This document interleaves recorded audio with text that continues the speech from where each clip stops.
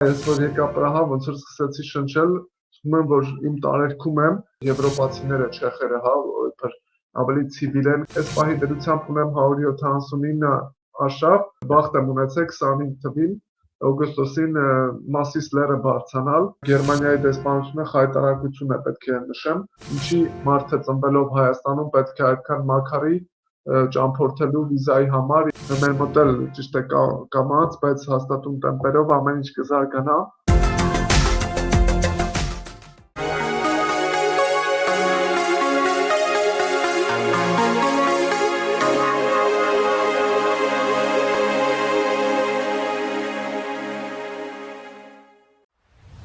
Ողջույն, այսօրվա մեր հյուրն է արշավասեր Հայկ Կասպարյանը, ով 2018 թվականից ապրում է Չեխիայում։ Այսօր նա մեզ կպատմի, թե ինչու է տեղափոխվել Չեխիա, ինչպես է հարմարվել այնտեղի կյանքին եւ ինչը Չեխիայից կտեղափոխեր Հայաստան։ Կկիսվի նաեւ իր արշավական պատմություններով, ինչպես նաեւ Մասիս բարձրանալու իր պատմությունով։ Իսկ դուք բաժանորդագրվեք մեր ալիքին, որպեսզի բաց չթողնեք մեր նոր զրույցները։ Այցելեք մեր կայք, ինչպես նաեւ հետևեք մեզ մյուս սոցհարթակներում։ Բարև ձեզ Հայկ ջան։ Բարև ձեզ Շուշան ջան, բարի երեկո։ Բարև ձեզ։ Շնորհակալ եմ հրավերս ընդունելու համար։ Ես էլ եմ շնորհակալ այս հնարավորության համար, սիրով կկիսվեմ փորձով։ Եկեք պատմեք մեզ ինչպես եղավ, որ տեղափոխվեցիք Չեխիա եւ ինչու ընտրեցիք հենց Չեխիան։ Նշեմ, որ ես մասնագիտությամբ քիմիկոս դեղագետ եմ եւ ԵՊՀ-ն Երևանի պետական համալսարանի դեղագործական քիմիա բաժինն եմ ավարտել, այնուհետև 8 տարի աշխատել եմ Երևանում, Հայաստանում, սկզբից դեղատանը, հետո փորձաքննությունների ազգային բյուրոյում, երևի այդ կետը, այդ աշխատավայրը դարձավ իմ համար բեկումնային, քանի որ այդտեղ աշխատելու ընթացքում ես սկսեցի միջազգային կոնֆերանսների մասնակցել, միջազգային նախագծերի ներգրավել եւ այդ նախագծերից մեկը ՆԱՏՕ-ի Science for Peace and Security նախագիծն էր, որը 14 թվականից մինչև 18 թվականը տևեց եւ այդ նախագծի համակարգողը Չեխիայի քիմիա եւ տեխնոլոգիայի համալսարանն էր, որը ես հաջողությամբ պաշտպանեցի, դրան դեռ կհասնեմ։ Ուզում եմ ասել, որ համագործակցության շրջանակներում իմացա, որ չեխերեն ծրագրով այդ համալսարանում սովորելն անվճար է, կոնկրետ ասպիրանտուրայում, չեխերեն լեզվական ծրագրով կրկնեմ, եւ ես ոնց որ դա իմ համար շատ գաղափարիչ թվաց եւ ես սկսեցի չեխերեն պարապել եւ հասցրի B1 մակարդակի, անհատական դասերի էի գնում 18 թվականին եւ Երևանում, այո, եւ այնուհետեւ իմ դիպլոմը ուղարկեցի, նոստրիֆիկացիա, վերիֆիկացիա այդ process-ը եւ դրա հիման վրա հարցազրույց եմ անցել եւ ինձ ընդունել են 18-ի հունիսին եւ 18 թվականի սեպտեմբերից ես սկսեցի իմ չեխական ուղին, կարելի ասել, եւ սկզբից ոնց որ իմ մասնագիտությամբ ընդունվեցի, այսինքն իմ կոնկրետ գոլեգա, դեղագետ քիմիկոս դատափորձագետ գոլեգայի մոտ, ինքը ժամանակ պոստդոկ էր, իր մոտ ընդունվեցի ասպիրանտուրա, այսինքն կոնկրետ դեղերի հետ կապված, սակայն այնպես ստացվեց, որ հանգամանքների բերումով ստիպված եղա ոնց որ այդ ասպիրանտուրայի ծրագիրը փոխել, ավելի շուտ քիմիական ինժեներիա, սենսորիկա, կիբեռնետիկա, այսինքն քիմիա, ֆիզիկա ավելի հետաքրքիր համադրություն եղավ, ոնց որ նոր փորձ իմ կյանքում եւ ես շատ ուրախ եմ, որ դա ստացվեց եւ իմ այդ ՆԱՏՕ-ի ծրագրի շրջանակներում հենց չեխական կողմից իմ գոլեգաներից մեկը ինքը դարձավ իմ ղեկավարը 19 թվականի հոկտեմբերից, ոնց որ փոխեցի ֆակուլտետը նույն համալսարանում եւ ընդունվեցի քիմիական ինժեներիայի ֆակուլտետ եւ այդտեղից սկսվեց իմ ասպիրանտուրան, այսինքն երկրորդ փուլը, ամբողջավոր փուլը, սկսեցի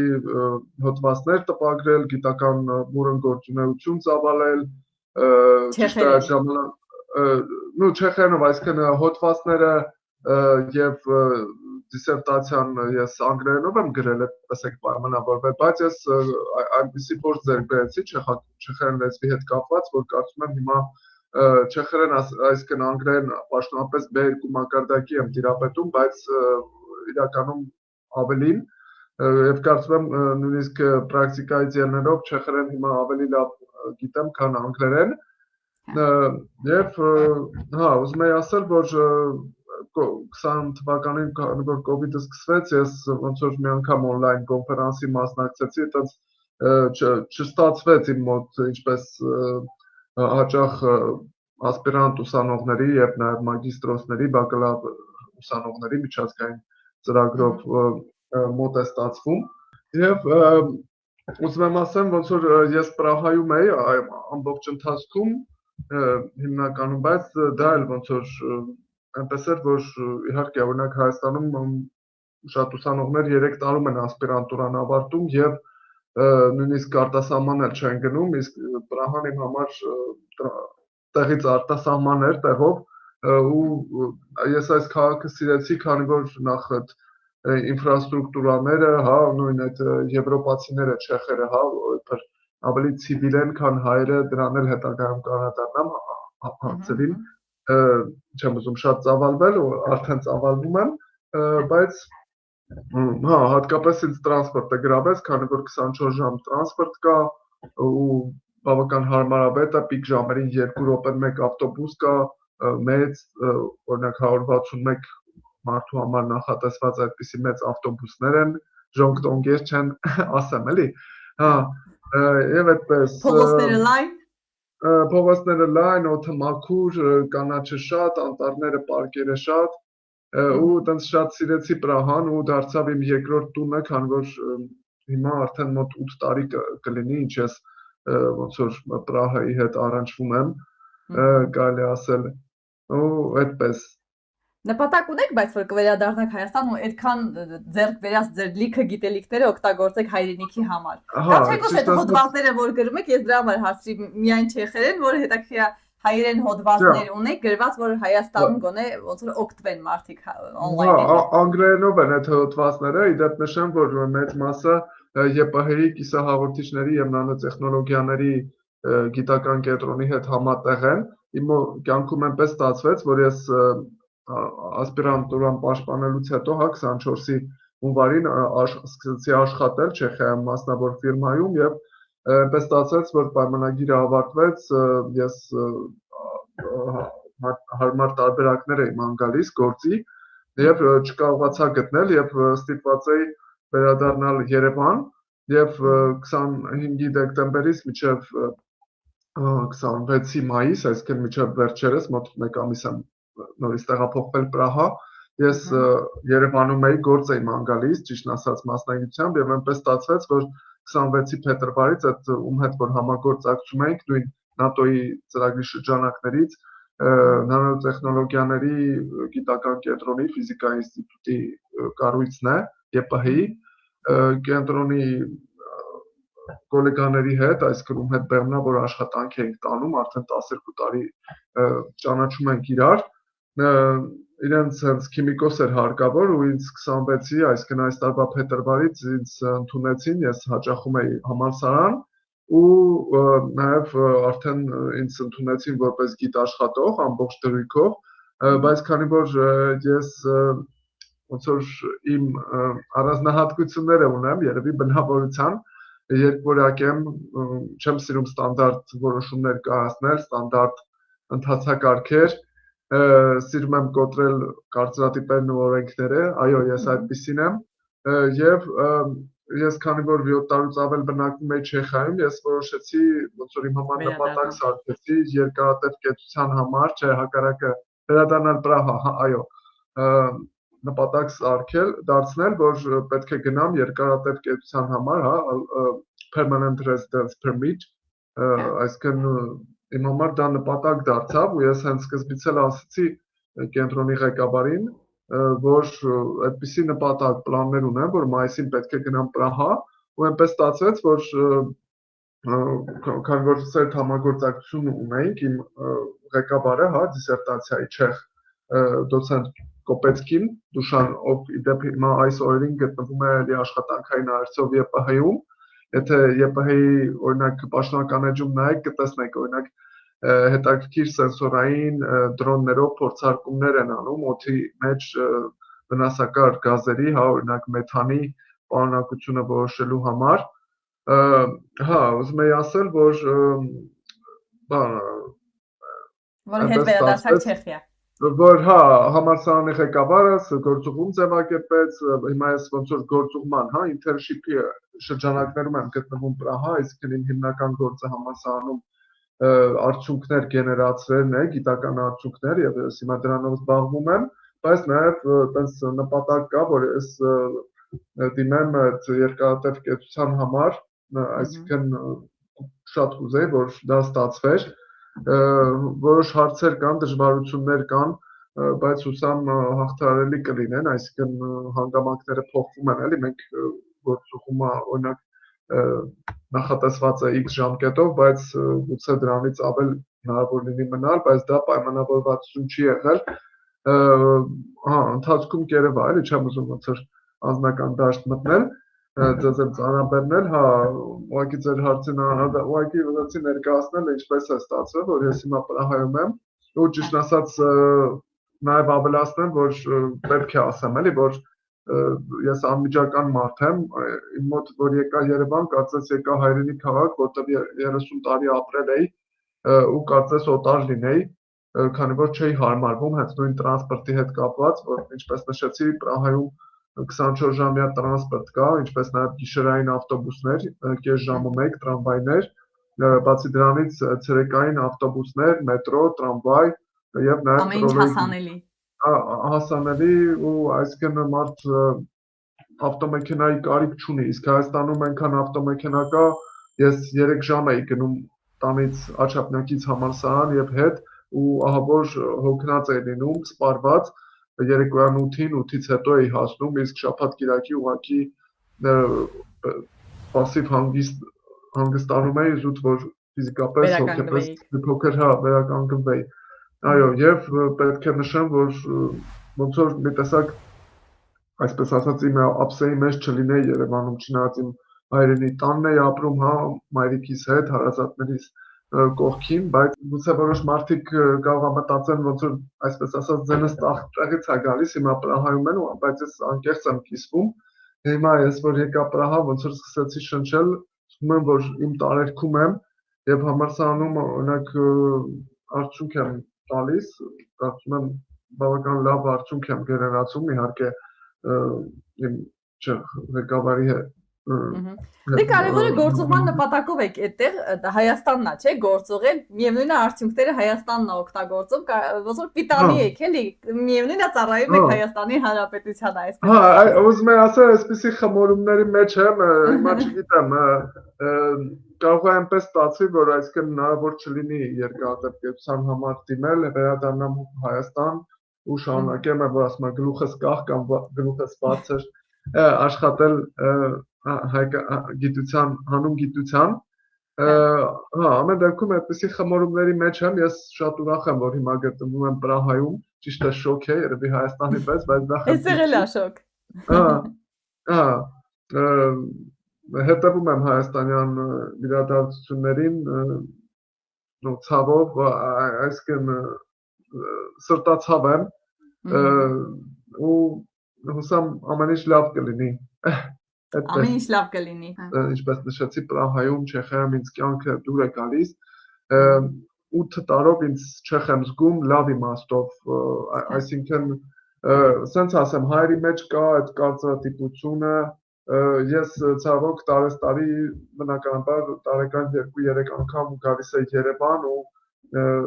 այսինքն թե մարդկանց ջերմությունը, թե այսինքն տրանսպորտի վիճակը, հա, ինֆրաստրուկտուրաները ցավոք սրտի իմ աչքերում դեպի վատն էր գնում, հա, 18-ից սկսած, ես պետք է դա արձանագրեմ, թեկուզ իմ համար, ես իմ կարծիքն եմ ասում, ոչ մեկին չեմ պարտադրում, քանի որ այսպիսի հնարավորություն կա, ես կուզենայի կիսվել, դե հա, իհարկե Եվրոպայում էլ դրական բացասական կողմերը կան, օրինակ ես դրականն եմ տեսնում, հենց տրանսպորտի տեսքով, Հա, բայց դե բացասական բաներ էլ կան, երևի այդքան չծավալվենք, ավելի շատ կենտրոնանանք հարցերի վրա, ձեր հարցին պատասխանեցի, որ եթե հնարավորություն լիներ այստեղ մնալու, կուզենայի մնալ իհարկե Չեխիայում։ Իսկ երկարատև կեցությունը, որ ասում եք, օրինակ, եթե ես որոշել եմ Չեխիայում ապրեմ ու քաղաքացիություն ձեռք բերեմ, դա երկար պատմություն է, թե ինչ որ Հա, հատուկ ուրեմն պահանջներ կա դրված։ մեխանիզմը ներկայացնեմ, քանի որ եվրոպական մյուս երկրներում գուցե ավելի հեշտացված ընթացակարգ է, օրինակ Գերմանիայում, բայց Չեխիայի դեպքում օրինակ 5 տարի աշխատանք է պահանջվում անընդմեջ, որ կարողանաք դիմել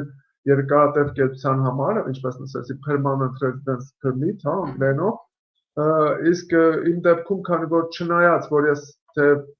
այդպիսի բարձր մակարդակում էի սովորում, հա, ասպիրանտուրա, ոնց որ երկուսը մեկի է, այսինքն ես 5 տարի սովորել եմ, դա 2.5 տարի է համարվում, հետևաբար ես 2.5 տարի պետք է աշխատել, ես այդպես 1.5 տարի աշխատեցի, հետո գնալով, գալով, այդպես հիմա հաշվարկել եմ, որ այս տարվա սեպտեմբերին կարողանայի տեսականորեն դիմել, ուղղակի հարցը այն է, որ ես հիմա աշխատանք չունեմ Չեխիայում, այդպիսի խմորումների մեջ եմ, էլի ոնց նշեցի, Հայաստանից եմ գործուղվել, բայց բանը, ընթացակարգը այդպես է, 5 տարի աշխատում եք, կարողանում եք դիմել երկարատև կեցության համար, այնուհետև այդ քարտը, որ ստանում եք, ընդհանուր 10 տարի ապրելով, աշխատելով Չեխիայում, 10 տարի, կարող եք արդեն քաղաքացիության համար դիմել, բայց դա երկար ընթացակարգ է, քանի որ 1 տարի, 2 տարի տևում է այդ ընթացակարգը, սովորաբար մարդիկ հիմնականում օրինակ այստեղ մեծամասնություն ունեն օտարերկրացիներից ուկրաինացիները, հայտնի դեպքերի հետ կապված, պատերազմական, շատերը իրենց բավական է այդ երկարատև կեցությունը, քանի որ դա ոնց որ ամբողջ կյանքի համար է, բայց դե պայմաններ կան, էլի, որ այստեղ պետք է ապրեք, գործունեություն ծավալեք, աշխատեք, բայց այսինքն եթե այստեղ շարունակեք մնալ, դուք ավտոմատ ամեն 10 տարի ոնց որ դիմում եք երկարացնելու 10 տարի ժամկետով է տրվում այդ քարտը եւ կարող եք ամեն 10 տարի ոնց որ հեշտացված ընթացակարգով երկարացնել։ Առավելությունը այն է կոնկրետ իմ համար, որ ես չեմ սիրում բյուրոկրատական քայլեր, այսինքն օրինակ Հայաստանում ճիշտ ասած բիզնես է դառել, օրինակ ես 14 թվականին առաջի անգամ գնացի կոնֆերանսի Ֆինլանդիա, էլի Շենգեն երկիր ու այդ ժամանակ կարողանում էիր on-line օր վերցնել, առանց վճարի հավաքել, ինչ որ սիմվոլիկ վճար կար 35 եվրո, ոնց որ հայտի ոնց որ դիտարկման համար, բայց դա իսկ հիմա օրինակ ճիշտ ասած մայրիկիս հետ էս վերջերս մտածում էինք, որ ինքը գար մի քանի օր միասին անցկացնենք, մինչև հնարավոր վերադարձս սեպտեմբերին ինքը հետաքրքրվեց, ինչ որ հիմա ընթացակարգը փոխվել է, Չեխիայի դեսպանությունը ինչ որ վիզաների կենտրոնների միջոցով է օր տալիս ու տուրիստական ընկերություններն են զբաղվում, օրինակ 55,000 դրամ, երբ որ իրանք ամբողջ փաթեթը օգնեն պատրաստել, օր վերցնել, դուք պատկերացնում եք 14 թվին 35 եվրո, իսկ հիմա 26 թվին, ասենք 55,000 դրամ, լրիվ բիզնես է դարել ու ես այդ ոնց որ կտրականապես ոնց որ սկզբունքայինորեն այդպիսի բաներին դեմ եմ ու ես ընդհանրապես սիրում եմ ճամփորդել, սիրում եմ բնությունը, սիրում եմ նոր մշակույթներ բացահայտել իմ համար ու կարծում եմ ճամփորդելը կյանքի ամենա ոնց որ արժեքավոր բաներից մեկն է ու իմ համար այդ առանց վիզաների ճամփորդելու հնարավորությունը մեծ բան է շատ կարևոր է դրա համար ոնց որ ես դրան եմ ձգտում տեսնենք ինչպես կստացվի էլի իհարկե ինձ հարազատները համոզում են արի Հայաստանում կաշխատես եթե պետք լինի վիզայի համար կդիմես բայց այսինքն տեսնելով ցավոք էլի թե ինչ է կատարվում հա թե ինչ բիզնեսի է վերածվել այսինքն ես առաջ կարողանում եի ուղղակի մտնել տվյալ դեսպանության կայքը հեշտությամբ օր ամրագրել օրինակ 2 շաբաթից Իսկ հիմա օրինակ Գերմանիայի դեսպանությունը խայտարակություն է պետք է նշեմ ծանոթներից եմ էլի այդ տեղեկությունը հավաքագրել որ օրինակ 10 ամիս մի տարի սպասում են մինչև օր ամրագրեն այսինքն որ հետո կարողանան վիզայի համար դիմել ինձ թվում է դա մարդկային ստորացում է չեմ ուզում քաղաքականացնել բայց ուզում եմ իմ կարծիքը արտահայտել որ դա այդքան էլ արդար չի ինչի մարդը ծնվելով Հայաստանում պետք է այդքան մաքարի ճամփորդելու վիզայի համար, իսկ օրինակ Չեխիայում ծնվածը կարող է շատ հանգիստ գնալ։ մատի ծրթոցով կարող է հայտնվել 3 շաբաթով օրինակ ԱՄՆ-ում կամ գնալ Կանարիա կղզիներ, երբ ուզի եւ այլն եւ այլն։ Միգուցե մեր մոտ են բացում, ասում են, որ մի 2 տարուց ոսր արդեն հեշտ է, թե ցավոքսած ես սկեպտիկ եմ դրան վերաբերում, կարծում եմ դա միայն խոսակցությունների մակարդակով է, նորից նշեմ ցավոք, դրա համար կարծում եմ, ոնց որ ասած ամեն մարդ պետքա օրենքի սահմաններում իր գլխիճարը տեսնի։ Գլխիճարը տեսնի, այո, այդ եմ ուզում ասել։ Այո։ Այ հասկացանք, որ տրանսպորտն եք շատ հավանել Չեխիայում։ Ուրիշ ի՞նչն է, որ շատ է գրավել ձեզ։ Օրինակ ասեցիք կարճատիպերը Հայաստանի հետ կապված։ Կոնկրետ որ բանն է, որ կարճատիպերը օրինակ մարդիկ ես զգացել եմ, որ մարդիկ, չգիտեմ, այս գուցե քաղաքական ֆոնի վրա, գուցե հետպատերազմական ֆոնի վրա, որ մարդիկ չարացել են։ Ես այդ ագրեսիան զգում եմ նույն տրանսպորտում, օրինակ կարող է դուք էլ նկատասինեք, որ ապրիլի սկզբին այդ քաղաքապետարանի այսպես հրահանգով օրինակ այդ ժոնգտոնգերը, բոլոր ավտոբուսները Երևանյան քաղաքապետարանին պատկանող, հա, այդ որ դիմացի դռնից պետք է մտնեն մեծ տեղի չեն բացում։ Հա, չգիտեմ ինչ է ոնց է, ես ասում եմ իմ կաշվի վրա զգացածն եմ փոխանցում, իմ տեսածը, հա, ես քանի որ այդ ընթացքում եղել եմ Երևանում, ես կարծում եմ դա ոնց որ ստորացում է մարդկային արժեքների եւ պետք չէ այդպես անել, անիմաստ մարդիկ տեղից էլ ոնց որ շտապում են աշխատանքի կամ աշխատանքից շտապում են տուն, որ մի քիչ հանգստանան ու այդպիսի ստրեսի բուն, այդպիսի խցանումներ, նորից եմ կրկնում ես Աչափնյակից կենտրոն, հա, Երևանի պետական համալսարան ու հակառակը ընդամենը ժամ ու կես է տևում, քանի որ բոլոր փողոցները Սայաթ-Նովան, Բաղրամյանը, Կիեգանը, Հալապյանը,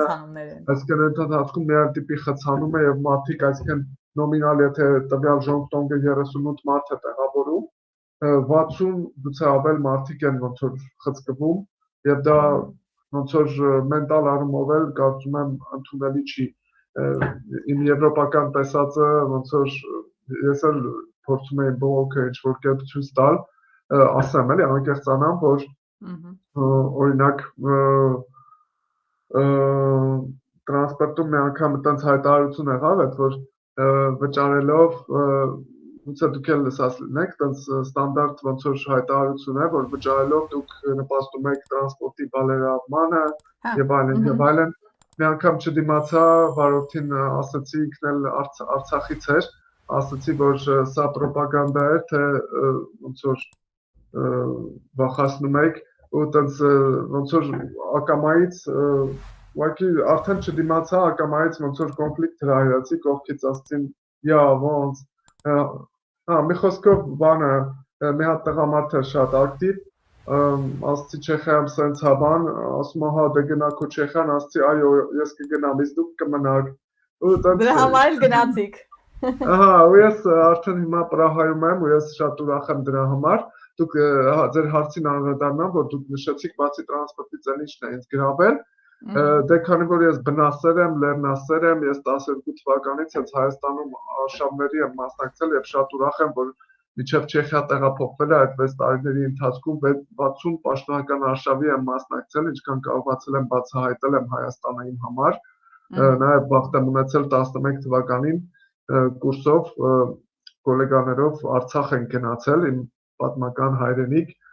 Դրա համար եմ շատ ուրախ, հա, ուզում եի ասել, ես ոնց որ երկու պապիկներս էլ լավ հիշողություն ունեն, ես էլ այդպես տարեթվեր, ամսաթվեր, տեղանուններ շատ լավ հիշում եմ ու ես հիմա իմ արշավներն եմ հաշվում, այս պահի դրությամբ ունեմ 179 արշավ, որոնցից 44-ը իմ սրտի արշավախմբի ճանապարհորդի հետ, շատ են էլի Հայաստանում արշավախմբերը, ում հետ բախտ եմ ունեցել 25 թվին օգոստոսին Մասիս լեռը բարձրանալ, դա իմ կյանքի լավագույն պահերից էր, կյանքիս լավագույն ամառը ապրեցի, հա, նաև Չեխիայում ինձ գրավում է բնությունը, քանի որ Հայաստանում մի կողմից լեռներ, իսկ Չեխիայում անտառներ, կանաչ, շատ մաքուր օդ, ցիվիլ ժողովուրդ, այսինքն չեմ ուզում կոպիտ տերմիններ օգտագործել, բայց որպեսզի առարկայական լինեմ, հայերի մեջ շատ են ցավոք էլի բռի մարդիկ, հա։ Իսկ չեխերը հակառակը ես կասեի չեխերը սառը տոլմայից էլ սառն են, ես այդպես կբնութագրեի։ Այսինքն ես բնույթով ոնց որ ակտիվ մարդ եմ ու չեմ սիրում մարդու սառը տեսակը։ Ես տենց տերմին եմ իմ համար մտցրել, Չեխիայում հայերը շատ են, ես էլ աշխատում եմ իրենց հետ շփվել ու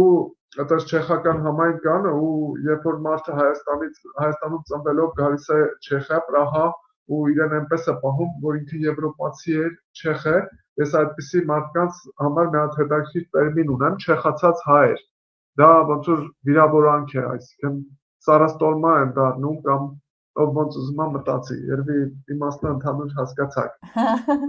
Բայց հետաքրքիր դուք ակտիվ եք, ո՞նց է, սիրում եք, որ Չեխիայում մարդիկ սառն են, էլի, ու այդտեղ դուք ձեզ զգում եք, ոնց որ ձուկ եք։ Հա, ուզում եի ասել, որ ես այստեղ բախտ եմ ունեցել 18 թվականին, որ եկա այդ ՆԱՏՕ-ի ծրագրի շրջանակներում, պրոֆեսորներից մեկը, այդ ծրագրի համակարգողներից ինձ առաջարկեց, ասեց 2 օրից գնում ենք Արշավ, իրանց մոտ դա հատուկ կուլտուրա է, իրանք գիշերակացով Արշավ են գնում, օրինակ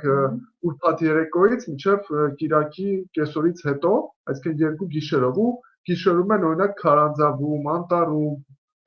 տենց։ Բաց երկնքի տակ իրենք ինչպես իրենք են ասում, միլիոն աստղանոց հյուրանոցում։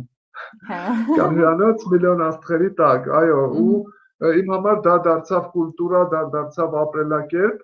ու ես դա շատ սիրեցի այդ ֆորմատը արշավների, քանի որ նախ ոչ կոմերցիոն են, դա էլ պետք է նշեմ, Հայաստանում ուզենք թե չուզենք, ոնց որ մարդիկ մեղադրելու էլ չէ, ասենք հացի խնդիր են լուծում, ու այսինքն դե բնականաբար գները բարձրանում են, ես էլ եմ օրինակ նկատում 12 թվին, 18 թվին ու հիմա, այսինքն գների կտրուկ աճ կա, ու բախտս բերել է փաստորեն, ես մինչև 18 թիվը բավական արշավել եմ, եւ ուղղակի ես իմ արշավային ընկերոջ հետ վերջերս ինքն էլ լեռնասեր Օլեգ Շերբակովի հետ քննարկում էի, այսինքն ինքը դեռ ոնց որ մտքային փուլում է, ես օրինակ կուզեի, եթե այնպես ստացի, որ ես վերադառնամ Հայաստան աշնանը, ես կուզեի հիմնադրել ոչ կոմերցիոն արշավասերների կամ արշավողների միություն, այսինքն այդ չեխական կուլտուրան, այդ նախադեպը, որը որ ես տեսել եմ, զգացել եմ, այսինքն ընդհանրապես իրենք հոգում են ինքնարժեքը, այո, այսինքն տրանսպորտի ծախսը, այսինքն գնացք, ավտոբուս, բնականաբար այսինքն այնտեղ գարեջ ջրատներում, հա, չեխերեն հոսպոդա են ասում, նստում են, ուտում են, խմում են, բնականաբար այդ ծախսերը, այսինքն ամեն մեկը իր համար հոգում է, ու ամեն դեպքում կարծում եմ ոնց որ հոգեբանական առումով էլ մարդը իրեն բավարարված է զգում, լավ է զգում, որ այսինքն ինքը հա, այսինքն ինքը իր ծախսի տերը, ասենց ասած։ Ու այսինքն ոչ մի կոմերցիա չի հետապնդվում, ի դեպ ասեմ, որ ես թարմ հետքերով վերջերս էլի գիշերակացով հետաքրքիր էքսկլյուզիվ արշավ իրագործեցի, քանի որ չեխական թրամփինգ են ասում, անգլերեն դա թրամփինգն է, չեխերը ասում են վանդեր, քանի որ վանդրակ թափառական է նշանակում, այսինքն բնության մեջ գիշերակացով, եւ ես այդպես բախտ եմ ունեցել անտառում գիշերել, քարանձավում գիշերել, այդպիսի ոնց որ ժայռի տակ, հա, շատ հետաքրքիր տեղեր եմ եղել, եւ ուզում եմ ասել, որ ես այդպես բացառիկ արշավ ունեցա վերջերս ու ոնց որ դրական լիցքավորված, հիմա ոնց որ իրական ես եմ խոսում, էլի, այսինքն ոնց նշեցի, ոնց որ էմոցիոնալ, հա, դրական լիցքավորված աշխատում եմ ես եմ իրական Հայկը հիմա ձեր հետ է խոսում, քանի որ միջև այդ մի փոքր ընկճված էի, պետք է անկեղծանամ հանգամանքների բերումով, չեմ ուզում զավալվել, հա, ինչև է, ես տենց բախտ եմ ունեցել մի քանի անգամ չեխական տրամփինգի լեգենդի, հա, ինքը մականուն ունի, Չարիֆուկ Լիբերեց, ով ինձ մականուն է տվել Բոուրակ նշանակում է, որ մի գավաթ, օրինակ, մի բաժակ ջրի մեջ փոթորիկ անող, նո այդպես կարելի է բնորոշել, հա, որովհետև ես տենց բաներ ունեմ, էլի, հա, մի խոսքով ինքը 16 տարեկանից արշավում էր և հիմա 79 տարեկանում, ճիշտ է ձեռնափայտով, բայց էլի արշավում էր մեր հետ,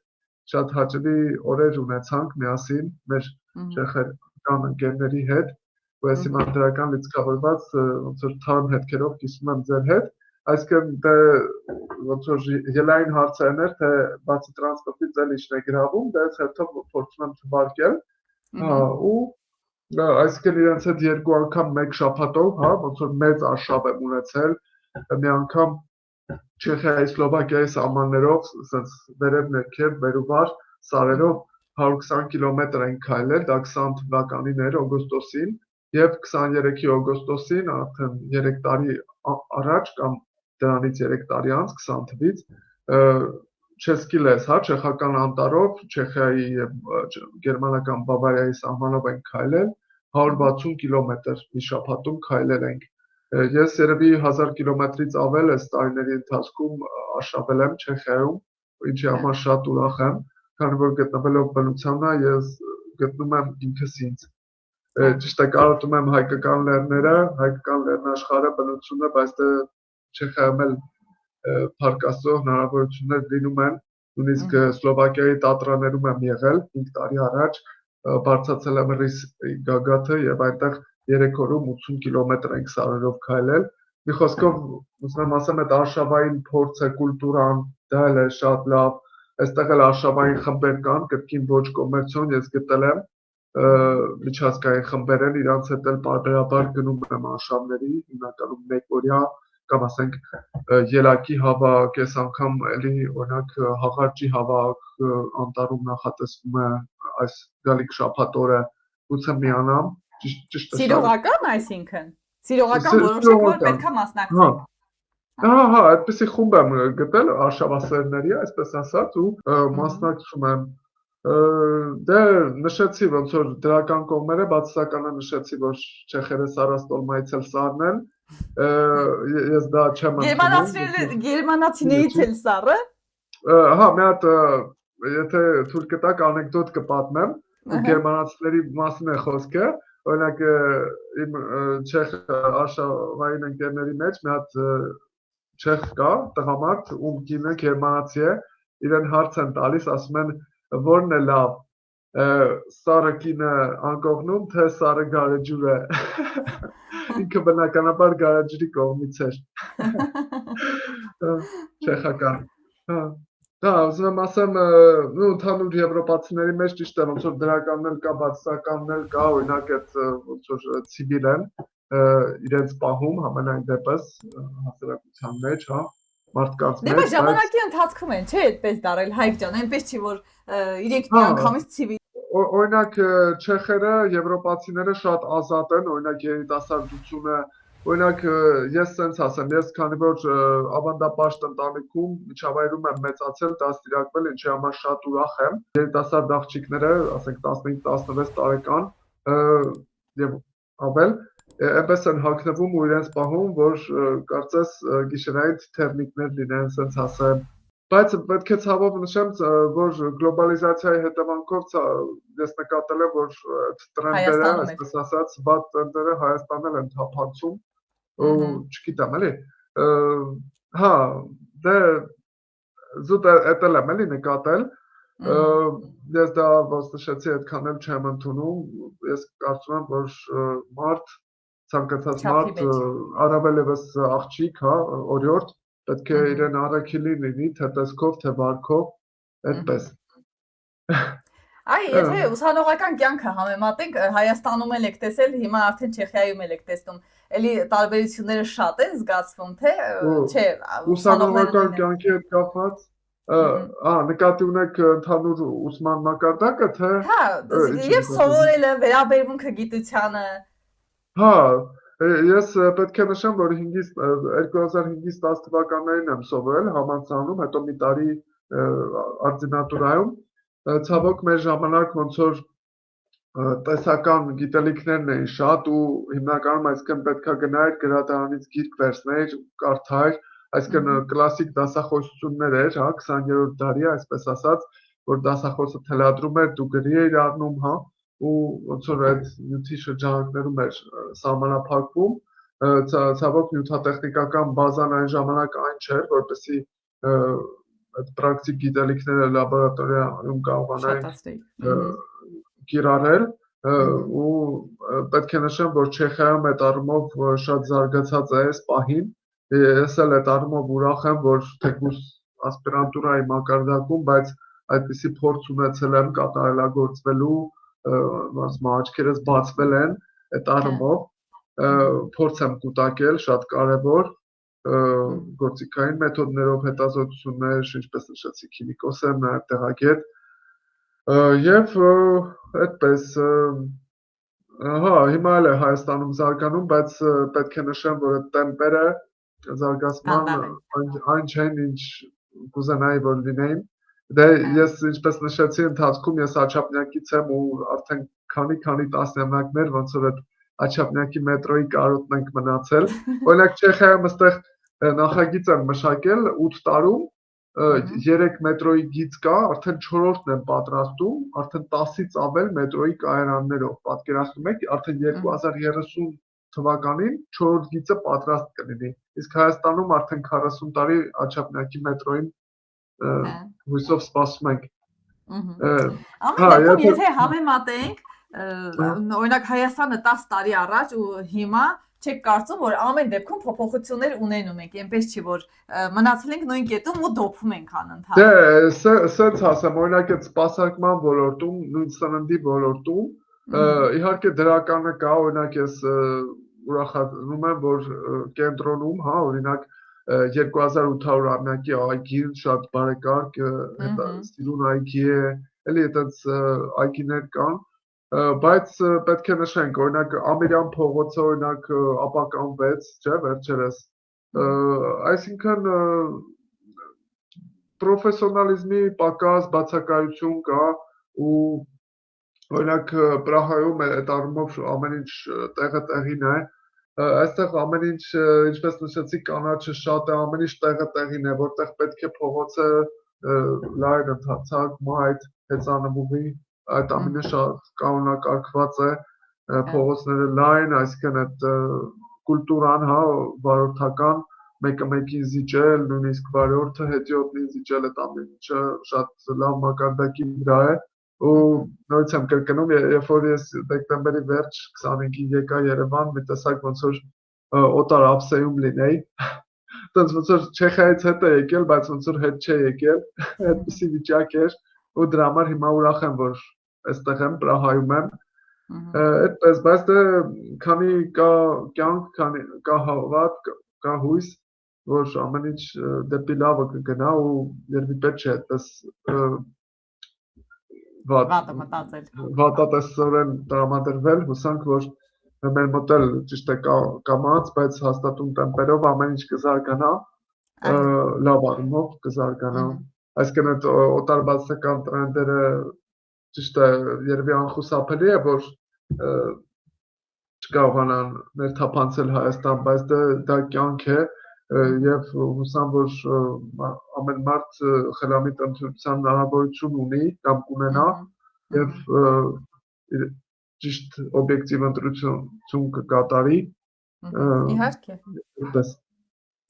Դե եթե մտնում ենք խանութ, կա եւ լավ մթերք եւ վատ մթերք, չէ՞, օրինակ ոնց է, մարդ կա չիփս է առնում իր երեխայի համար, մարդ էլ կա դրա տեղը մի ավելի օգտակար միրգ է առնում իր երեխայի համար։ Նույնն էլ է տրենդներն են, ասենք, ծնողները պետք է հասկանան ոնց մատուցեն, երեխաներն էլ, միգուցե ծնողները մատուցեն, բայց երեխաներն էլ պետք է գիտակցեն, որ կա եւ լավ եւ վատ բան, բայց կարելի է վերցնել միայն լավը։ Վատը տեղեկացված լինել, որ կա, մեր կողքին պետք է լինի բնականաբար, չի լինի, որ բամբակի մեջ մնանք, չէ, ասենք, այս ամեն ինչը անտեսում ենք։ Չեմ կարծում, տեսեք դուք եք ասում, որ Չեխիայում էլ կա վատը, բայց որ ասում եք բնակչությունը ցիվիլ է, կամ որ ասում եք մաքուր է քաղաքը, այդ ինչից է գալիս։ Ենթադրում եմ բնակիչներն էլ են, չէ, հոգատար իրենց շրջապատին։ Սրտացավ չեն, խոս չեն, sense ասենք։ Հա, իսկ այդ որ ասում եք, որ մարդը գիտակից է, կարող է ընտրել լավը վատը, ինձ թվում է դա ոնց որ կրթվածության, ընդհանուր զարգացածության մակարդակից էլ է գալիս, ինչքան մարդ շատ է կարդում, այսինքն ճիշտ ինֆորմացիա, ցավոք սրտի ժամանակակից աշխարհում տեղեկատվական աղբը շատանում է, դրանից չեն կարող խուսափել, բայց դա նաև գալիս է ոնց որ դաստիարակությունից, եթե քո ծնողը քեզ ճիշտ է դաստիարակում, դու ընկալում ես այն ամենալավը, ոնց որ լավագույն փոստը քո համար վերցնում, ու դա քոնն է դառնում։ Նույն ձևով դու փոխանցում ես քո երեխաներին եւ այդպես շարունակ։ Դա էլ է շատ կարեւոր նկատի ունեմ մեզ հայերիս համար եւ ընդհանուր աշխարհում։ Լավ, իսկ ի՞նչն եք կարոտում Հայաստանից։ Այ որ գիտեք, որ այդ հայերինն է միայն, մեր հայրենիքինն է ու Չեխիայում դուք չեք գտնում այդ արժեքը։ Այս պահին հայկական ծիրանը, հայկական մտքերը, բանջարեղենը, ուտեստները, բարեբախտաբար Պրահայում մի քանի հայկական ռեստորաններ կան, նաև բիստրո, եւ եթե շատ եմ կարոտում, մեկ-մեկ այցելում եմ այդ ռեստորանները եւ հայկական ուտեստներ եմ համտեսում։ Հա, դե նման է, բայց մեր հենց հայկական համը գտնում եք, թե ուղղակի ոնց որ հույս եք տալիս, որ կերակ։ Հա, պատկերացրեք, որ իմ հավանած ռեստորանը կա, օրինակ Բալդրյան է կոչվում, եւ այնտեղի ուտեստները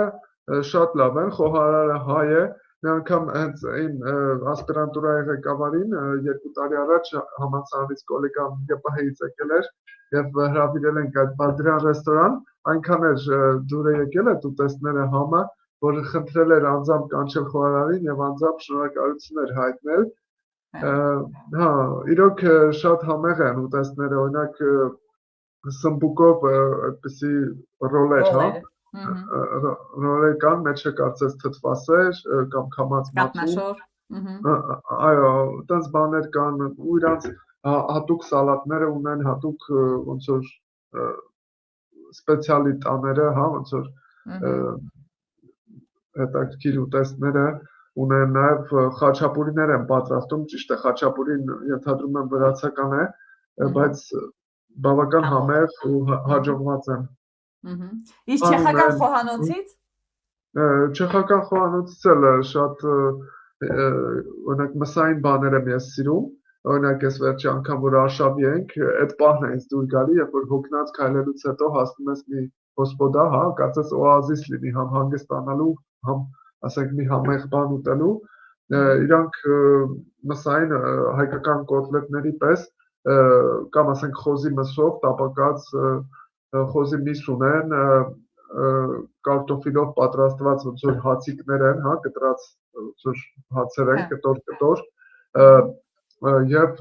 թթու դրած կաղամբով, վերջերս դա էի համտեսել, շատ համեղ էր, նաև իրանք սիրում են այդ սպիտակ հացով, տարբեր սոուսներով, օրինակ տավարի մսով ուտեստներ ունեն, սվիչկովա է կոչվում, առաջինը կոչվում էր մորավսկի վրաբեց, այսինքն այդ խոզի մսով, տարբեր մսեր ունեն, նաև հավի մսով ուտեստներ ունեն, նաև տարբեր օրինակ պանիր են իրենք տապակում, ոնց որ շատ հետաքրքիր բան է, կարծես այդպես Մաքսիմատի մեջ չէ կարծեմ։ Հա, ինքը ասած հետաքրքիր թաղանթը, խրթխրթան թաղանթ է ստացվում եւ կտրելիս այդ պանիրը կարծես հալվում է, հալած է լինում։ Հիմնականում իրենց չեխական գոուդա պանիրն է օգտագործում 48% վայնությամբ, շատ համեղ են, օրինակ ծաղկակաղամբն են տապակում, ձվով, էլի շատ համեղ է։ Դե դա մենք էլ ենք անում։ Հա, շատ ուտեստներ ունեն, հետաքրքիր, նաև հետաքրքիր կոմբինացիաներ, օրինակ կարտոֆիլը կակաչի հետ, հա, եւ նաև քաղցրով։ Հա, կակաչի սերմի երևի։ Այո, կակաչի սերմով։ Հա, այդպես հետաքրքիր կոմբինացիաներ ունեն, որ թվում է թե ոնց որ կտրու կամ աղին քաղցրի հետ, այդպիսի համադրություններ ունեն չեխերը։ Հա, Իսկ այո, գարեջրի մասին, ահա։ Չէ, ասեք, գարեջուրը հետաքրքիր է, ասեք։ Հա, գարեջրի մասին էլ չեմ ասում, քանի որ իրենք համարում են, որ չեխական գարեջուրը աշխարհում լավագույնն է։ Եվ օրինակ իրանց ամենահայտնի գարեջուրը Պիլզներ Ուրգելն է, հենց Պլզեն քաղաքի,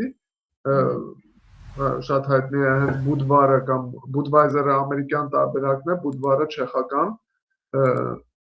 ու էլի շատ ունեն, օրինակ Կոզել, Սվիանի, Ռոհոզեց, ինչքան հիշում եմ 1000-ից ավել տեսակ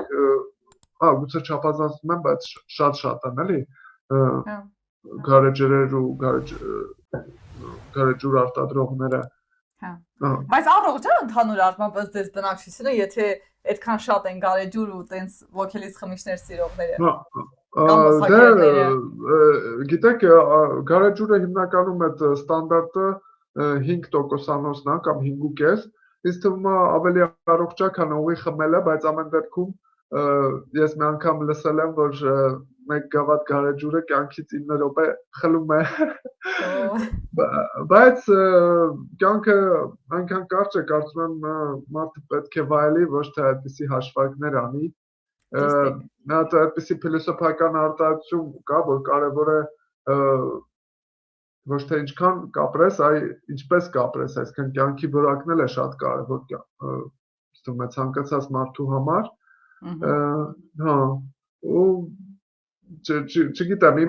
ես զգացել եմ, որ արշավները իմ տարերքն են, այսինքն ոչ միայն հոբին, այլ գուցե ապրելակերպը, ու ես արշավների մեջ եմ ինքս ինձ գտնում, ու ամեն արշավ ոնց որ նոր դրական լիցքեր է ինձ տալիս կյանքում առաջ գնալու համար, այդպես։ Իսկ փորձում եք, որ արշավների գնաք հենց հայրենակիցների հետ, հայերի հետ։ Հա, շփում կլինի։ Իդեպ նշեմ, որ ես հենց 18 թվականից ներգրավել եմ Չեխիայի հայկական համայնքի մեջ, բավական ակտիվորեն, ու նաև անդամակցել եմ Չեխիայի երիտասարդների միությանը 2 տարի 21-ից 23 թվականներին, այնուհետև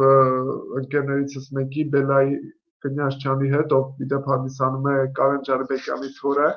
հայտնի դերասան, ռեժիսոր, մենք հենց այդ երիտասարդների միությունում ենք, այնուհետև որոշեցինք ստեղծել առանձին կազմակերպություն, Չարմ է կոչվում, Armenian Since Czech, ոնց որը կամրջելու է հայկական լավագույն փորձը, հա, մշակույթը եւ այլ արժեքներ եվրոպացիների համար կամ չեխերի։ Եվ հիմա ծավալվում է գործունեությունը այդ կազմակերպության։ Այո, Չարմը կա, ուզում եմ ասել, այդ երկու կազմակերպությունների շրջանակներում արշավներ են կազմակերպում, ես էլ էի ակտիվորեն մասնակցում, իսկ հիմա Չարմը 23 թվականին է հիմնադրվել, 24 թվականին հայկական մշակույթի օրեր ենք ունեցել, տարածքների ցուցադրությունն է կազմակերպվել, օրինակ Տերյան մշակութային կենտրոնի հետ համագործակցության շնորհիվ, հետո նկարիչներ էին եկել 25-ի աշնանը, Ռուբեն Քոչարը, իր կինը նկարիչների միությունից, բավական ֆիլմերի ցուցադրություն էր կազմակերպվել, նաև այդ փառատոնի հայկական օրերի շրջանակներում Փարաջանովի նրան գույնն է ցուցադրվել, Բելան իդեպ նշեմ, որ այս օրին գտնվում է Երևանում եւ նա հանդիսանում է Ոսկե ծիրան փառատոնի ժյուրի մշտական անդամներից եւ նա այնպիսի անվանի ռեժիսորների հետ է համագործակցում, օրինակ կարող է լսած լինեք ամերիկացին ֆիլմը Միքայել Գյուրջյանի, ամերիկահայ հայտնի դերասաններից Միքայել Գյուրջյանը իր ամերիկացի ֆիլմն է բերել Պրահա եւ Բելայի շնորհիվ 25 թվականի հոկտեմբերի սկզբին կայացել էր Պրահայի պրեմիերան ցուցադրությունը, այո, նաև այստեղ 25 թվականի սկզբին նաև հետաքրքիր փառատոն կար, ոնց որ արգելված ֆիլմերի եւ այդ փառատոնի շրջանակներում ես ծանոթացել էի ֆրանսիահայ դերասան, պես պահին հարցազրույցի ընթացքում չեմ հիշում անունը, Ալեքսիս Փազումյանի Սև այգին ֆիլմի ցուցադրությունը, որը դոկումենտալ ֆիլմ է եւ ինքը 16-ից 21 թվականներին, 20 թե 21 թվականներին եղել էր Արցախում եւ այդ ընթացքում ինքը նկարահանումներ է կատարել, այսինքն այդ պատերազմական զարգացումների հետ կապված շատ շքեղ ֆիլմ է եւ կայացել է Պրահայի պրեմիերան մոտ 1 տարի առաջ։ Ուզում եմ ասեմ, որ ես բավական ակտիվ եմ եղել, բավական մշակութային միջոցառումներ են կազմակերպվել, նույնիսկ արշավային հայերի համար, բայց պետք է նշեմ, որ ցավոք սրտի Չեխիայի հայերը արշավների հետ այդքան է սեր չունեն, ավելի շատ չեխացած հայերեն։ Եվ հիմնականում օտարազգիներն են մասնակցել, ես պետք է նշեմ, մի անգամ 27 մասնակից ունենք եւ մեծամասնությունը արտասահմանցիներ են, նույնիսկ Լատինական Ամերիկայից, Եվրոպայից եւ այլն։ Հա, դες փորձում ենք ակտիվ լինել, հա, իդեպ նշեմ, որ եթե թույլ կտաք Բելայի ջանքերով այս տարվա մարտի սկզբին բացվեց Charm Art Studio-ն, որտեղ դասավանդվում են կավագործություն, նկարչություն, գծագրություն, արխիտեկտուրա եւ ինքը բավական հետաքրքիր նախագիծ է, հիմա փորձում ենք ակտիվ մասնակիցներ ներգրավել, ովքեր կարողանան հաճախել այդ դասընթացներին, հա։ Մենակ հայ մարդկանց, հայերի համար թե ցանկացած։ Չէ, ցանկացած մարդկանց համար, իդեպ վերջերս օրինակ Պրահայում բնակվող քանդակագործներից, հայ քանդակագործներից մեկը իր ոնց որ կեղծ անունը Մուրազ է, ազգանունը չեմ հիշում, ինքը երկու աշակերտ ուներ, էլի քանդակագործության հետ կապված, կոլեգաներ էին ճիշտ է, բայց մեկը հնդիկ էր, մյուսը ուրուգվայցի, այդպիսի կոնտրաստներ են եղել։ Եվ հա, ուղղակի ուզում էի առիթը օգտագործել, ոնց որ ներկայացնել Charm Art Studio-ն, ինքը Պրահայի կենտրոնում է գտնվում, շատ գողտրիկ շենքում ու շատ հարմար լուսավոր սենյակներ են տրամադրող եւ հայությանը ով կլսի հետագայում այս հրովակը, հա, այո, գուցե իրենք իրենց ծանոթներին խորհուրդ կտան եւ կայցելեն Charm Art Studio-ի դասընթացներին։ Երեխաները էլ կարող են հաճախել, բայց կարծեմ տարիքային սահմանափակում կա 14+, այդպես, ինչքան հիշում եմ, այդպես էր տարիքային շեմը։ Հա։ Մեծերը միևնույնն է, ոնց որ հələ վերջնական հայկական արժեքներից հրաժարված չլինեն, չէ՞, ոնց որ երբեմն մտածում եմ, որ ավելի լավ է երեխաների համար շատ միջոցառումներ կազմակերպել, որովհետև երեխաները արդեն ծնվել են հայրենիքից դուրս, այդքան էլ ոնց որ հայ չլինեն, չէ՞։ Սենց ասեմ, եթե թույլ կտաք ծնողել կա ծնողել, օրինակ, եթե չեխացած հայա ծնողը, բնականաբար այսինքն երեխան էլ չեխերեն կսովորի, հայերեն չի իմանա, բայց ծնողել կա, որ օրինակ հայրենասեր է, ճիշտ դաստիարակություն ստացած, օրինակ պետք է նշեմ, որ օրինակ այստեղ օրեր ամսագիր կա 1999 թվականին հիմնադրված Վանաձորցի Հակոբ Ասատրյանը եւ իր տիկինը Աննա Կարապետյանը, այդ թերթի գլխավոր հիմնադիրն ու գլխավոր խմբագիրը, իրենք հիմնել են այդ օրեր ամսագիրը եւ մեծ շուկով, օրինակ ես հիշում եմ, ես անձամբ 20-ամյակին, 25-ամյակին եմ մասնակցել, իրենք 3 երեխա ունեն, ու իրանք սերմանել են իրենց երեխաների մեջ, իրենք համ հայերեն գիտեն, համ չեխերեն գիտեն, համ անգլերեն գիտեն, շատ ակտիվ լավ երեխաներ են։ Բայց ոնց անհատական պարապմունքներով։ Դե ընտանիքում հայերեն են շփվում, հայկական դպրոց կա, իդեպ շաբաթօրյա առաջ կար, հիմա էլ ոնց որ նոր հայկական դպրոց է այստեղ բացվել ու մարդիկ հաճախում են, իդեպ ես բախտ ունեցա, այս վերջերս Չեխիայի, Սլովակիայի, Հունգարիայի հոգևոր առաջնորդը հայր Վարսեղ վարդապետ Փիլավչյանը, ինքը ծնունդով Էջմիածնից է, ինքը կազմակերպեց, որ ինքն է իդեպ այդ նոր շաբաթօրյա դպրոց որ հիմնադրվել է, ինքն է հիմնական նախաձեռնողներից եւ ինքը նախաձեռնեց, այս վերջերս Կարին խմբի գիտական ղեկավարներից մեկն էր եկել, բավական երիտասարդ հաճելի համակրելի տղա էր եւ մեզ սովորեցնում էր պարել եւ մենք այդ դպրոցի դահլիճում պարեցինք, իդեպ դուք այդ վիդեոն տեսել եք իմ Facebook-յան պատում։ Ու սրտիկել եմ։ Այո, հենց անգամից սրտիկել եք։ Հա, այսինքն այդպիսի հաճելի էքսկլյուզիվ միջոցառումներ են լինում, օրինակ ամսի 28-ին Կիրակի օրը Հայկ Պետրոսյանը,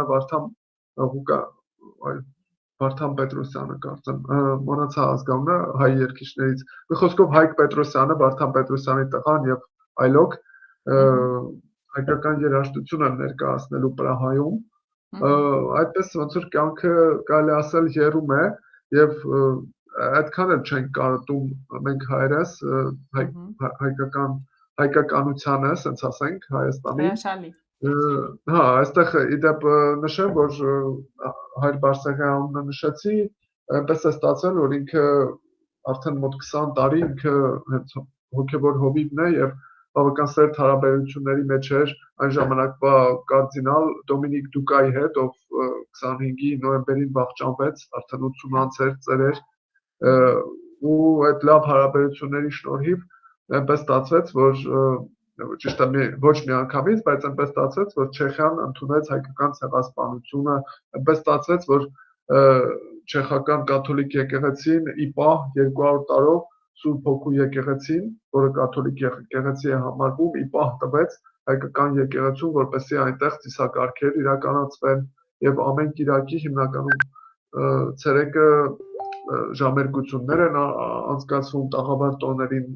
պատարակներ են անցկացվում եւ ուզում ասեմ այդպեսի ակտիվ է կյանքը Պրահայում եւ այդպես հայերը գնում են հաղորդակցվում են Աստծո հետ, իրար են տեսնում, ի վերջո շփվում են այդպես միասնական լինեն, էլի կարևոր է։ Դե ցավոք սրտի ես պետք է նշեմ, որ հայերն ու միասնականությունը մի քիչ հեռու են իրարից, այս պահին ամենայն դեպս ու կոնկրետ իմ համար, բայց հուսանք մի օր ամեն ինչ կփոխվի եւ մեր ազգը կուր կդառնա եւ իրոք մեզ դա պետք է, էլի մեր ազգին պետք է։ Ինչպես մեր ընդհանուր ծանոթ Նանան է ասում, ոնց որ փրկությունը պետք է ներսից գա, ու ես հավատում եմ դրան, որ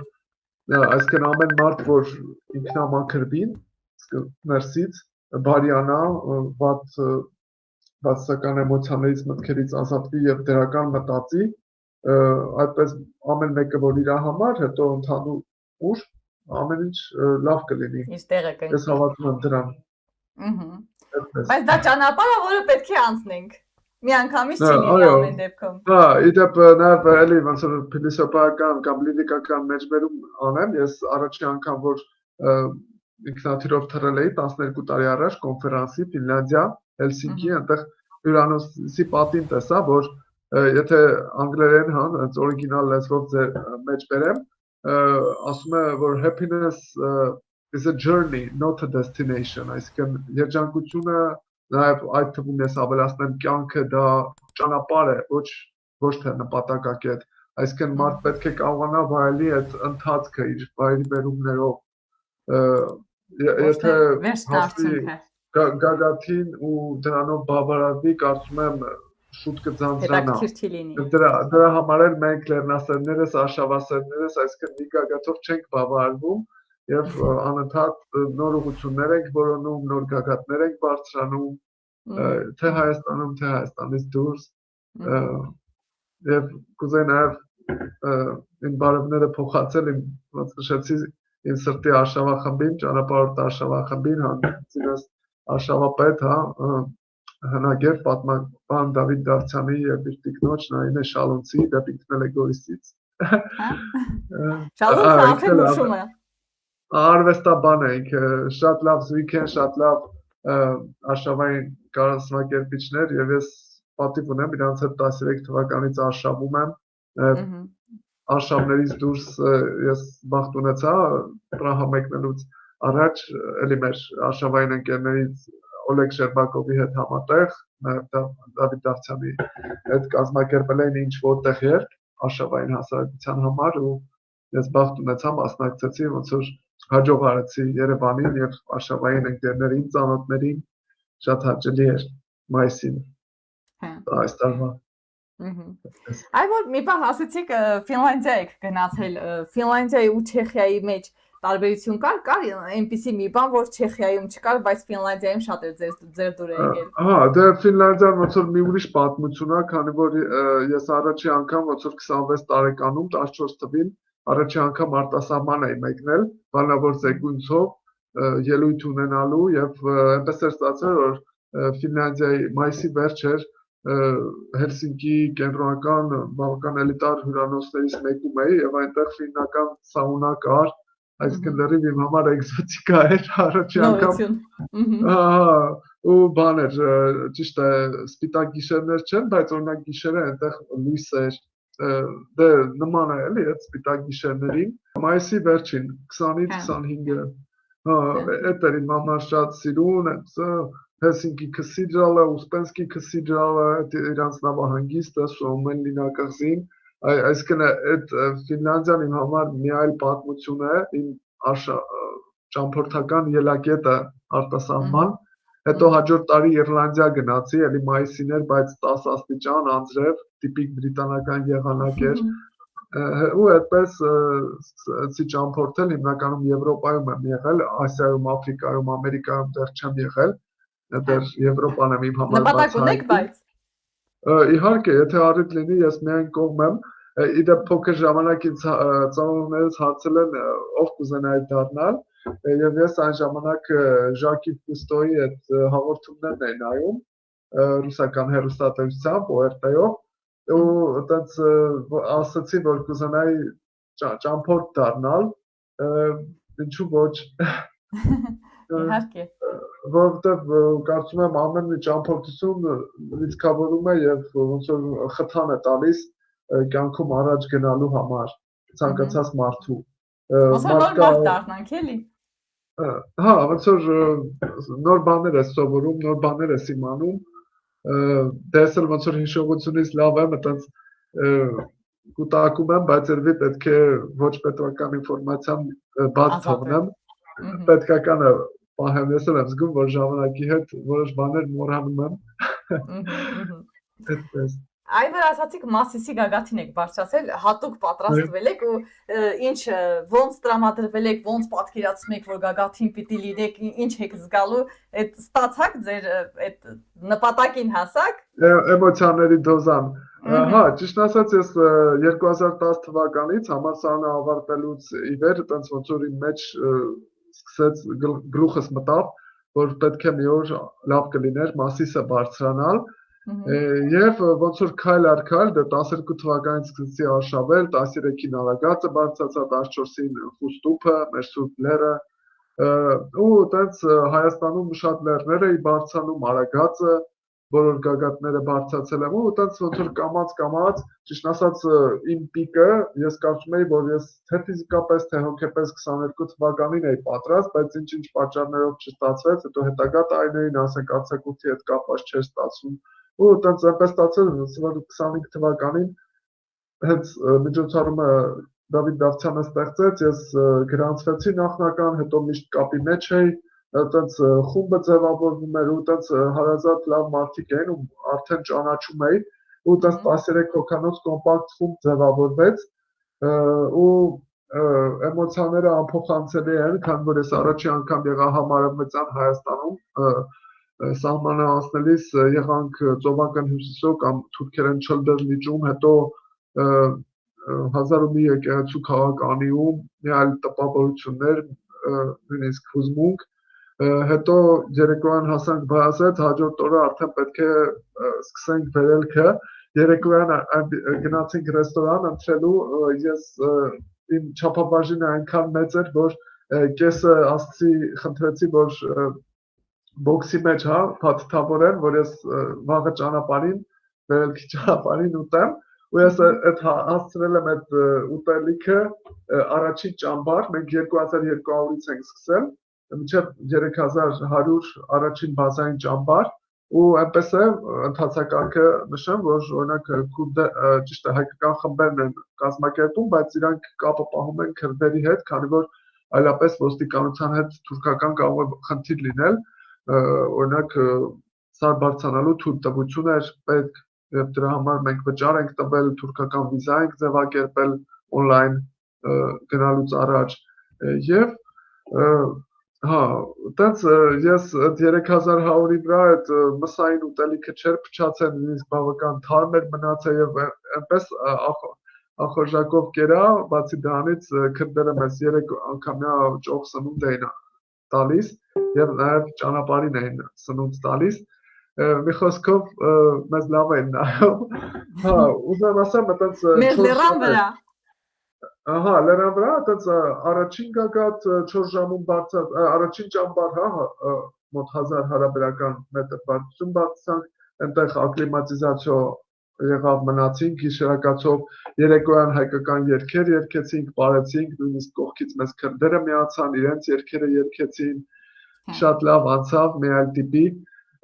հետո հաջորդ առավոտյան երկրորդ բազային ճամբար բարձրացանք 4100 մետր, երկրորդ քայլը էլի մոտ 4 ժամում ու արդեն ակլիմատիզացիա, սակայն այդ երեկո պետք է շուտ քնենք, երեկոյան 6-ին, որպեսզի գիշերը 1:30 արդեն վերջնական վերելքը իրականացնենք, սակայն ինչ քնել, ինչ բան, մենք խաղեր ենք խաղում, օրինակ կոնտակտ վրաներում, արդեն ամպերից էլ վեր ենք, 4100 մետրի վրա, եւ առավոտյան 1:30 սկսեցինք վերելքը գիշերը, եւ կայծակ թիմեր մերը 5 ժամում արդեն առավոտյան 6:30 օգոստոսի 17-ին հասանք Գագաթ, մի մարդու պես շատ արագ, եւ այդ պահերը ուղղակի անփոխանցելի են, երբ որ հասանք այդ հավելյալ, չես զգում։ Հա, սկսեցինք երգել, պարել, ես նույնիսկ շարֆ ունեի, հանեցի, ճիշտ է, չեխական Սլավիայի ֆուտբոլային ակումբի շարֆն էր, բայց այդ էմոցիաների տակ ծածանեցի, հետո նույնիսկ քոչարին պարեցինք, նու մոտ 55 րոպե մնացին Գագաթին, իդեալական եղանակ էր, քամի չկար, հերթ չկար, իդեպ նշեմ, որ մեզնից հետո արդեն հերթեր էին գոյանում, քանի որ շատ նույնիսկ եվրոպացի տուրիստներ էին, քամի էր, մարդիկ չէին կարողանում Գագաթին հասնել, իրենց շպրտում էր, ուղղակի ոնց որ ասած մեր դեպքում, եթե կարելի ասել գծված էր ամեն ինչ, եւ եղանակը, եւ մարդիկ, եւ թիմը, ամեն ինչ մեր կողմից էր, բոլոր հանգամանքները, հետո իջանք Բայազեդ, վերելքը նշեցինք, հետագա խմբեր եկան նաև Հայաստանից, հետո նշեցի խցանումներ էին, իրանք ստիպված էին իրենց ծրագիրը փոխել, սկզբից գնալ Վանալիճ, մենք ցավոք սրտի Վանալիճը չունեինք ծրագրում, եւ հա, իրանք գնացին Վանալիճ, հետո բարձրացան Գագաթը, օրինակ Թռիչք արշավախումբը այդպես արեց, մենք էլ հետո վերջի օրը գնացինք Կարս,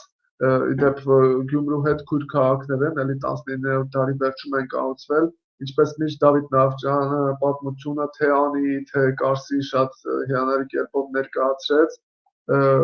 Կարսի Առաքելոց եկեղեցի մտանք, Կարսի բերդը բարձրացանք, հա, ու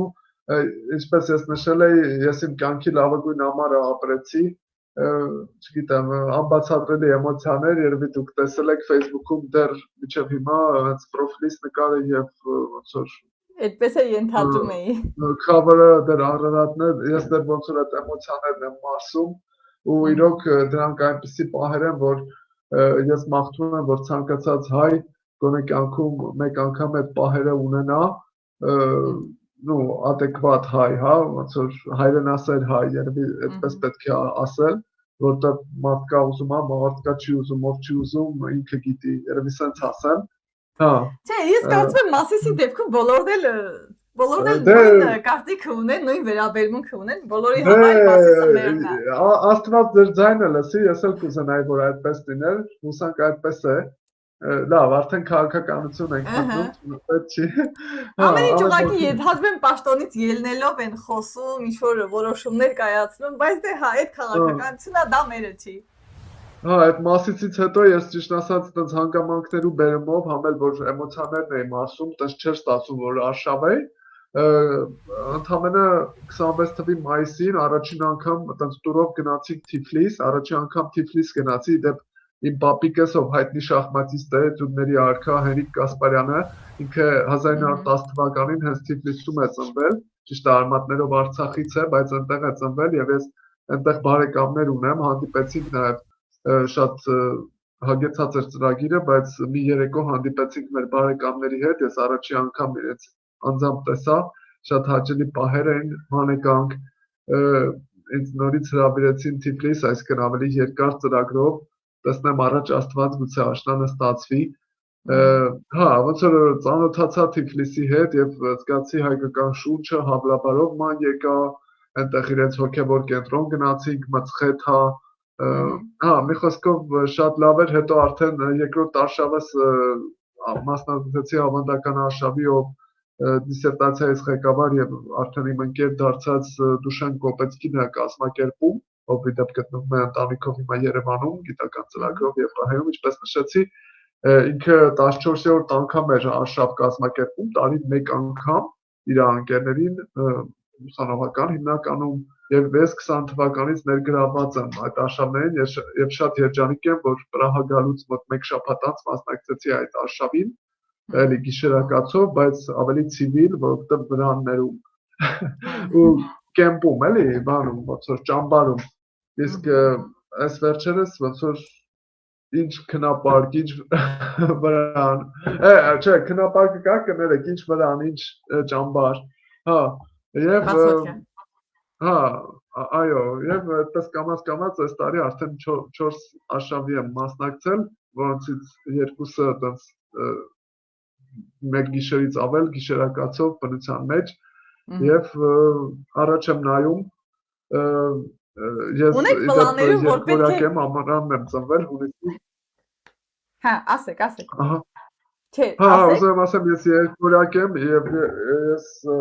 իմ ամառը իմ սիրած եղանակն է եւ կարծում եմ մարդ պետք է կարողանա վայելի ամառը իմ համար տարվա ամենալավ եղանակն է ճիշտ է շոկ է բայց երբ որ ես ասում եմ ամառ պատկերացնում եմ այդպեսի ծով հանգիստ այդպես դրական տպավորություններ հաճելի պահեր իսկ ունեք պլաններում որ պետք է Ջոմոլունգ բան բարձրանաք ինչի է ինձ թվում որ դա էլ կա ձեր բաների մեջ ցանկի մեջ իդեպ մոտ 1 ամիս առաջ Հայաստանի քաղաքացիներ երկու մեր հայեր ես տեղյակ եմ Գևորգ Գասպարյանը եւ Հայկ Մարգարյանը իրենք բարձրացել են Էվերեստը հաղթարել են Էվերեստի գագաթը բայց դա ճիշտ ասած դա ֆինանսական հարցերի հետ է կապված ֆիզիկականը մի կողմ ռիսկը մի կողմ եւ ճիշտ ասած Արարատից հետո ոնց որ ոչ մի բան աչքից չի երևում այն առումով ոնց որ ես հագեցա այդ առումով ճիշտ ասած մտածում էի հաջորդը Էլբրուսը Եվրոպայի ամենաբարձր գագաթի մասին բայց ուղղակի քանի որ հիմա ասես խմորումների մեջ եմ հա Չեխիա Հայաստան կարծում եմ ամեն ինչ իր ժամանակին է լինում կյանքում գուցե ժամանակ է պետք բայց իհարկե կուզեի օրինակ Էվերեստը չէ Էլբրուսը Կազբեկը բարձրանալ իսկ Էվերեստը ինձ թվում է պարտադիր չի գուցե դրա փոխարեն ավելի հետաքրքիր սարեր կբարձրանամ քանի որ Էվերեստը իրոք նախ գումարն է թանկ ամենը ռիսկային է էլի հա ես չեմ ուզենա իրոք Գևորգի վիդեոները որ նայում եք ինչքան վտանգավոր փուլեր է չէ անցել հա ես ճիշտ ասած չեմ լսել բայց հարցազրույցներից մեկից այդպես հայտարարության մեջ տեսա որ իջնելուց առանց թթվածին էր մնացել սարքը որ բան էր այլ չէր աշխատել կարողացել է հա այսինքն դա ռիսկ է նույնց է կրկնում մարդ պետք է իր հետ հարմոնիայի մեջ լինի ոնց ճիշտ գնահատի իր ֆիզիկական հնարավորությունները եւ ընդհանրապես արժևորի կյանքը կարծում եմ իհարկե Էվերեստը Էվերեստ, բայց կարծում եմ կյանքը ավելի հետաքրքիր է առանց Էվերեստի գագաթ հասնելու նաև։ Այո։ Լավ։ Իսկ ինչ խորհուրդ կտաք այն մարդուն, ով որ հիմա պատրաստվում է Չեխիա տեղափոխվի, կամ ընդհանրապես հայրենիքը լքի։ Հա, ես նշեմ, որ ես ուզում եմ կոտրել այդ կարծրատիպը կամ նպաստել դրան, որ Հայաստանից այն կողմ աշխարհ չկա, ընդհակառակը մարդ պետք է Հայաստանից դուրս գա, որ աչքերը բացվի, հասկանա, որ աշխարհը քառակուսի չի կամ աշխարհայացքը փոխվի, աշխարհայացքը փոխվի, ընդլայնվի դրական առումով, էլի, այսինքն ես ցանկացած մարդու հիմնականում երիտասարդների, ուսանողների, հա ովքեր նման հնարավորություն ունենան իրենց կյանքում միանշանակ խորհուրդ կտամ, քանի որ ես 30 տարեկանում եմ եկել Չեխիա եւ շատ շնորհակալ եմ կյանքին, որ այդ փորձը ես ունեցել եմ ու դեռ շարունակվում է եւ միանշանակ կարծում եմ, որ այդ հնարավորությունը միանշանակ պետք է օգտագործել եւ ես շատ երջանիկ եմ, որ իմ ծնողները ինձ աջակցել են այդ հարցում, որ ես ուզեցել եմ ասպիրանտուրա սովորել, իրանք նշանակ կողմ են եղել, դեմ չեն եղել, ինձ աջակցել են։ Եվ դա էլ է շատ կարևոր, ցավոք սրտի հայկական իրականության մեջ գուցե կոտրվում է, բայց կա այդ կարծրատիպը, որ ծնողները երեխային չեն թողում, հատկապես աղջիկ երեխային, ոնց կլինի, չի լինի, Դե տեսեք, որ դուք ասում եք Չեխիայում աղջիկները թեթև են լինում կամ չգիտեմ, երևի այդ ամեն ինչը տեսնելով, լսելով ոնց որ մտածում են, չէ, դե մեր երեխային ոնց ուղարկենք, որ այդ միջավայրում մեծանա։ Դե տեսեք, կարծում եմ դա դաստիարակությունից է գալիս, օրինակ ես կարծում եմ, որ ես ճիշտ դաստիարակություն եմ դարձել եւ 8 տարի էլ լինի, 80 տարի էլ լինի, ես իմ աշխարհայացքը, ես իմ մտածելակերպը չեմ փոխի, իմ համար ավանդականը առաքինին կմնա ոնց որ ընդունելի, իսկ ոչ առաքինին կմնա ոչ ընդունելի։ Օրինակ ես մի բան էլ ավելացնեմ, օրինակ այստեղ միշտ հայ ծանոթների հետ որ հանդիպում ենք, կիսում ենք կարծիքներով, ես ասում եմ, որ ես դեմ եմ տատուներին, իրանք էլ ասում են, այսքան տարի այստեղ ես, ոնց չես հարմարվել, ասում եմ, չէ, չեմ կարողանում։ Ես կարծում եմ, որ ես ընդհանուր այդ տատու, պիրսինգ, ես այդպիսի բաներին միանշանակ դեմ եմ եւ կարծում եմ, որ ինչ որտեղ օրինակ այսօր դրա մասին եմ մտածում, օրինակ կանայք են շատ այստեղ տատու անում, տեսել եմ էլի դեպքերը, Հայաստանում էլ ցավոք սրտի իմ համար էլի, կոնկրետ իմ համար կամ իցե օբյեկտիվորեն շատացել են դեպքերը, որ կանայք տատու են անում, այսօր մտածում եմ դրա մասին, նույնիսկ մտքովս անցավ, որ դա գուցե մեղք է, քանի որ ասենց ասեմ, գուցե կարող է մի քիչ հետամնաց հնչել, բայց ասեմ, ով ենք մենք, որ Աստված մեզ այսպիսին ստեղծել է եւ մենք ինչ որ մեր մարմնի միջամտություններ անենք, փոփոխություններ անենք, հա, ուզում եմ ասեմ, հա, այդպես էլի, չգիտեմ, ես Դե դա իրանց ընտրությունն է, ամեն մարդը դա ընտրությունը ունի, ուղղակի վիզուալ, օրինակ ինձ բանում է, երբ որ տեսնում եմ հատկապես կինը, ասենք տատու է անում, պիրսինգ է անում կամ այդ դնովի թարթիչները, ավելի շատ վանում է, վախեցնում է, քան թե ոնց որ բանը располагает, էլի։ Գրավում, հա։ Կարևորը իրենց դուր գա։ Բայց ենթադրում եմ էլի դուր չի գալիս, եթե դուր գար, մի բան կանեին ու ստոպ կտային։ Թույլ տաք մի հատ անեկդոտ այդ պահով, մեկը մյուսին հարցում է, արդյոք ճիշտ է, որ տատուները ամբողջ կյանքի համար են, իսկ պատասխանը, որ ոչ, մի փոքր երկար։ Հասկացաք, այսինքն ոնց որ մահից հետո ոնց որ մորգում մշակում են եւ այլն։ Շատ լավ։ Հիմա տամ իմ վերջին հարցը։ Ես կասեմ նախադասությունը Հայկ ջան, իսկ դուք կշարունակեք ձեր տեսակետով։ Ես իմ անուշ Հայաստանի, կոնկրետ դուք, ինչն եք սիրում։ Բացի Ծիրանից, Ծիրանն իմացանք։